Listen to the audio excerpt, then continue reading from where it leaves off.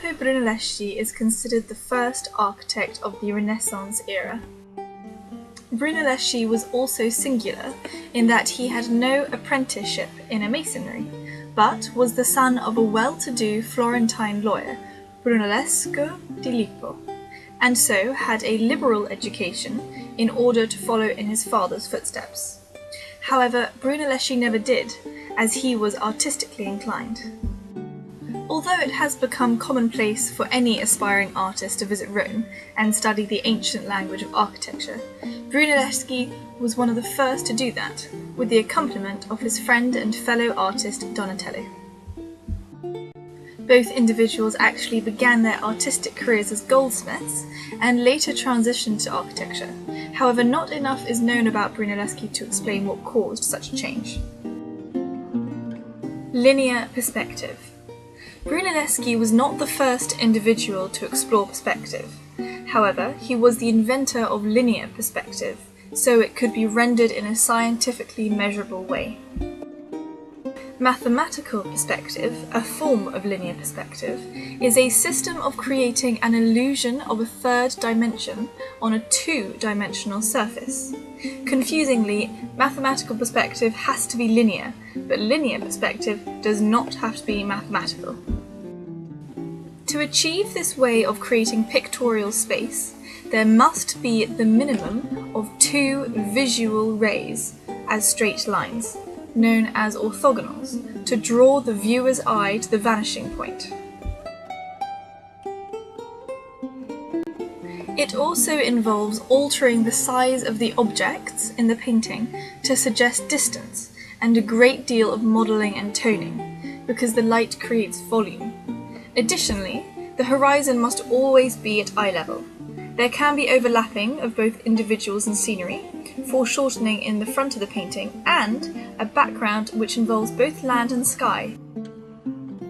Some of the most famous examples of linear perspective are Masaccio's Holy Trinity altarpiece, Leonardo da Vinci's Virgin on the Rocks, and the follower of Robert Campin, The Virgin and Child Before a Fire Screen.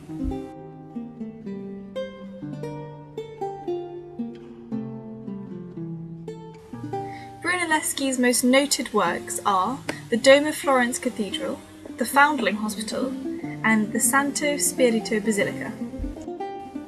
The Basilica di Santa Maria del Fiori, or Florence Cathedral, was built on top of an ancient cathedral from the 4th century, dedicated to Saint Reparata, a 3rd century Christian martyr. However, in 1296, Arnolfo di Cambio began to rebuild it in Gothic style. When di Cambio died, the cathedral construction exchanged hands many times, and it took almost 150 years for the old cathedral to be completely rebuilt. In 1418, the Arte della Lana arranged a competition for the dome to be erected, which Brunelleschi won, with Lorenzo Ghiberti as his main competitor. The dome was finally finished in 1436 and was the largest dome in the world until recently, and is still the largest brick dome at 45 meters wide. Filippo Brunelleschi and his team built the dome without any temporary supporting frame, which would have been unthinkable at the time. It was also the first octagonal dome, most probably inspired by the Pantheon, a circular dome with support structures, which Brunelleschi would have seen when he visited Rome. The Foundling Hospital of Florence took over 600 years to build and was finally finished in 1480 due to the competition of construction. In 1419, Filippo Brunelleschi was given the commission by the Arte della Lana and became the capomaestro in charge of everything as the head architect, and designed some of the first scaffolding. The orphanage is an open public place with arches for shade and was paid for partly by silk guilds, which had become very involved in the city funding. It was supposed to demonstrate how Florence as a city was civic, kind, and concerned about its people. Florence was also ahead of its time in the 15th century to build this kind of establishment. London did not have an orphanage until the 18th century. This building is a great example of semicircular arches, articulated in pietra soluina of the classical style, chosen because of the Renaissance movement, meaning rebirth of Romanesque style.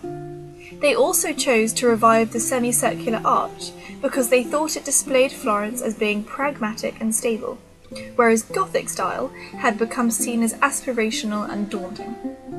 In between the semicircular arches are blue circular roundels with reliefs of putti, designed by Andrea della Robbia, chosen because of the subject matter of the building, above which are tabernacle windows with triangular pediments. The arches are held up by grey composite over-supporting columns which stand out against the white stucco walls, which became Florentine tradition and the Brunelleschi trademark. It is sometimes insulted as the cheap equivalent of the baptistry. Interestingly, in terms of the architectural elements, the height of each column is the exact width between the colonnade and the width to wall to equal a perfect cube. Furthermore, the height of full building is exactly 3 columns from capital to cornice. This all signifies clarity, order, and harmony to the extreme to differentiate itself from the earlier Gothic style.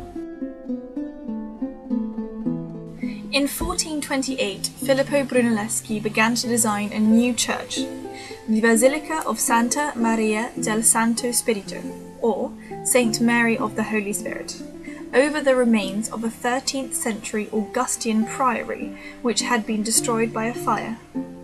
Brunelleschi, like many Renaissance humanists, believed that God designed the world according to mathematical principles, and so applied his invention of linear perspective to Santo Spirito to achieve a sense of harmony and rationality. The Santo Spirito that we see today is a lot less decorated than it would have been when Brunelleschi was alive. This is due to the Counter-Reformation, when most of it was taken down because it was believed that churches should be greatly more severe. Similar to the Foundling Hospital, Santo Spirito also has a colonnade of grey stone, known as serene stone or pietra serena. These composite columns hold up semicircular arches, leading from the back of the church all the way up to the nave, to the altar, and the walls are the trademark white stucco, which gives a great contrast of light and dark against the pietra serena. It has also been suggested that the use and amount of this stone is a sign of strong prosperity of the church in Florence, that they could afford to use this much. There is a coiffured ceiling, leading to a small dome, similar to the cathedral dome, also completed using a keystone. This architecture comes together to form a harmonious geometric feel and vision, which was integral to this period of the Renaissance. After Brunelleschi's death in 1446, he was buried in the crypt of the Basilica di Santa Maria del Fiori, the Cathedral of Florence, and there is also a marble bust.